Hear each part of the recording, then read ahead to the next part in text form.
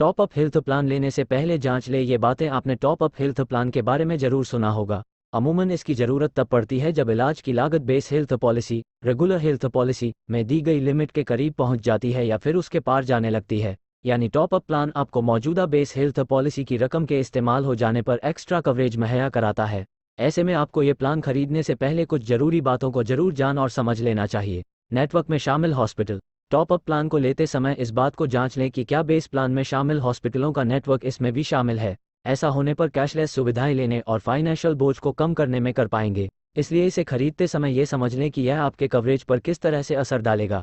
कोपेमेंट का इंतजाम। Base health policy की तरह टॉप अप प्लान में भी कोपेमेंट का प्रावधान होता है, यानी कि मेडिकल कॉस्ट के एक हिस्से के भुगतान की जिम्मेदारी आपके ऊपर हेल्थ प्लान होता है। इसीलिए इसमें इन बातों को गहराई से समझ लें होती है, जबकि बाकी हिस्से का भुगतान इंश्योरेंस कंपनी करती है। इसलिए टॉप अप प्लानों के जरिए अपने हेल्थ कवरेज को बढ़ाने से पहले डिडक्टिबल राशि। अधिकतर top up health plan deductible के साथ आते हैं, मदद मिलती है।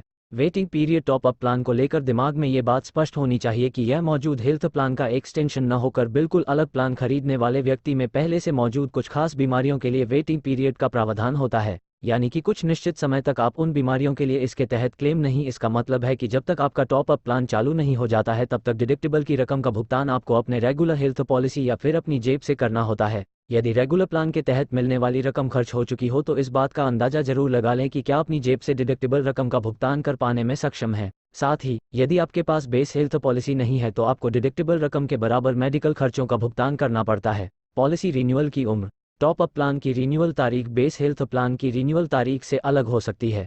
हालांकि कुछ टॉप अप प्लान